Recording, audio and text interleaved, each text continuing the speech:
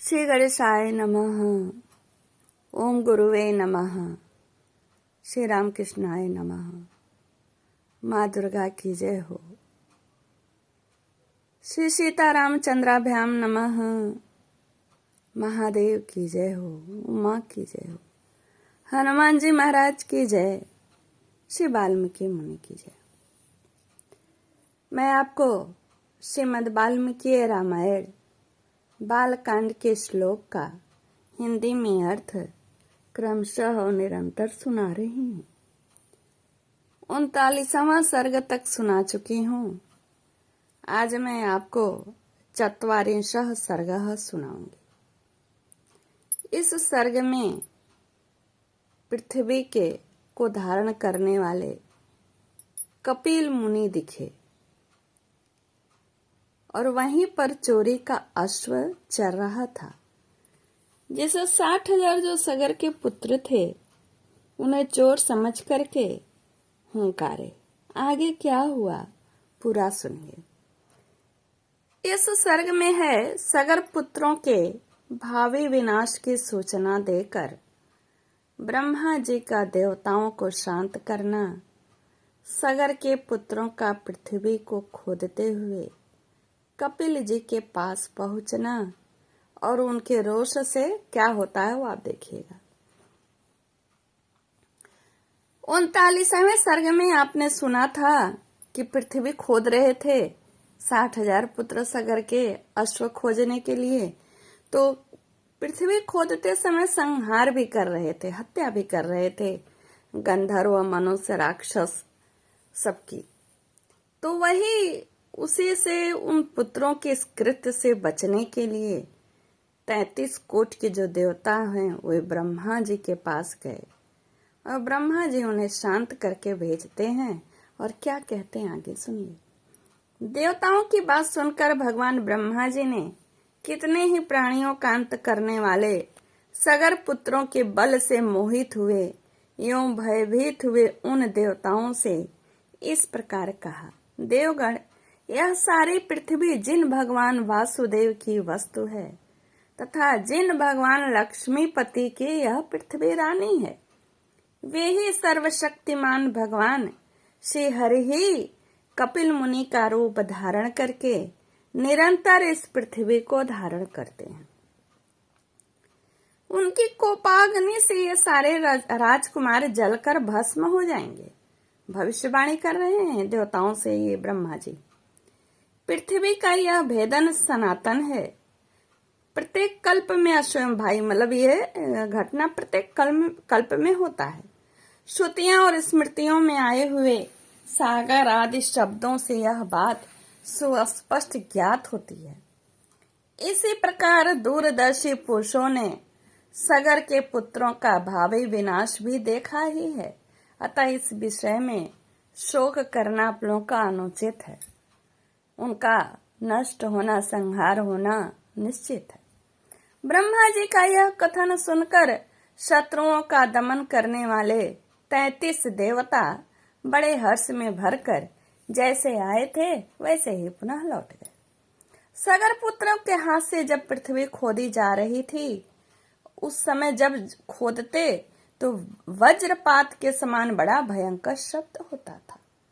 और इसी तरह सारी पृथ्वी खोदकर तथा उसकी परिक्रमा करके वे सभी सगर पुत्र पिता के पास वापस लौट आए खाली हाथ। अश्व नहीं मिला।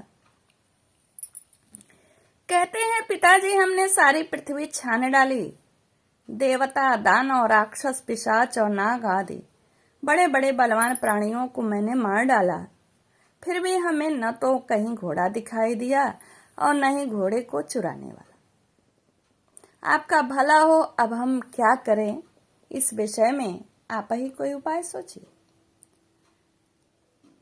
कहते हैं, विश्वामित्र श्री राम जी से रघुनंदन पुत्रों का यह वचन सुनकर राजाओं में श्रेष्ठ सगर उनसे कुपित हो गए, क्रोधित हो गए। कहा कि जाओ फिर से सारी पृथ्वी खोदो, इसे विदीर्ण करके घोड़े के चोर का पता लगाओ। चोर तक पहुंचकर काम पूरा होने पर ही लौटना। अपने महात्मा पिता सगर की यह आज्ञा शिरोधार्य करके वे 60,000 राजकुमार रसातल की ओर बढ़े और रोष में भरकर पृथ्वी खोदने लगे। उस खुदाई के समय ही उन्हें एक पर्वताकार दिग्गज दिखाई दिया, जिसका नाम विरूपाक्ष है, और वह इस भूतल को धारण किए हुए थे। उन्हीं के सिर पर यह भूतल था। विश्वामित्र जी कहते हैं, रघुनंदन, महान गजराज विरूपाक्ष ने पर्वत और वनों सहित इस संपूर्ण पृथ्वी को अपने मस्तक पर धारण कर रखा था। काकुत्स्थः वह महान दिग्गज जिस समय थक कर विश्राम के लिए अपने मस्तक को इधर उधर हटाता था, उस समय भूकंप होने लगता था। कहते हैं विश्वामित्र श्री राम, पूर्व दिशा की रक्षा करने वाले विशाल गजराज विरूपाक्ष की परिक्रमा करके उसका सम्मान करते हुए वे सगर पुत्र रसातल का भेदन करके आगे बढ़ गए। पूर्व दिशा का भेदन करने के पश्चात वे पुनः दक्षिण दिशा की भूमि को खोदने लगे। दक्षिण दिशा में भी उन्हें एक महान दिग्गज दिखाई दिया। उनका नाम था महापद्म। महान पर्वत के समान ऊंचा वह विशालकाय गजराज अपने मस्तक पर पृथ्वी को धारण करता था। उसे देखकर उन राजकुमारों को बड़ा विस्मय हुआ। महात्मा सगर के वे 60,000 पुत्र उस दिग्गज की परिक्रमा करके पश्चिम दिशा की भूमि का भेदन करने लगे। पश्चिम दिशा में भी उन महाबली सगर पुत्रों ने महान पर्वताकार दिग्गज सोमनस का दर्शन किया। उसके भी परिक्रमा करके उसका कुशल समाचार पूछकर वे सभी राजकुमार भूमि खोदते हुए उत्तर दिशा में जा पहुंचे। रघुश्रेष्ठ उत्तर दिशा में उन्हें हिम के समान श्वेत भद्र नामक दिग्गज दिखाई दिया, जो अपने कल्याण में शरीर से इस पृथ्वी को धारण किए हुए था। उसका कुशल समाचार पूछकर राजा सगर के वे सभी 60,000 पुत्र उसकी परिक्रमा करने के पश्चात भूमि खोदने के काम में जुट गए। अब वे तदंतर जो है उसके बाद सुविख्यात पूर्वोत्तर दिशा में जाकर उन सगर कुमारों ने एक साथ होकर रोष पूर्वक पृथ्वी को खोदना आरंभ किया। इस बार उन सभी महामना महाबली एवं भयानक वेगशाली राजकुमारों ने वहां सनातन वासुदेव स्वरूप भगवान कपिल को देखा। राजा सगर के यज्ञ का वह घोड़ा भी भगवान कपिल के पास ही चल रहा था। रघुनंदन, उसे देखकर उन सबको अनुपम हर्ष प्राप्त हुआ। भगवान कपिल को अपने यज्ञ में विघ्न डालने वाला जानकर उनकी आंखें क्रोध से लाल हो गई।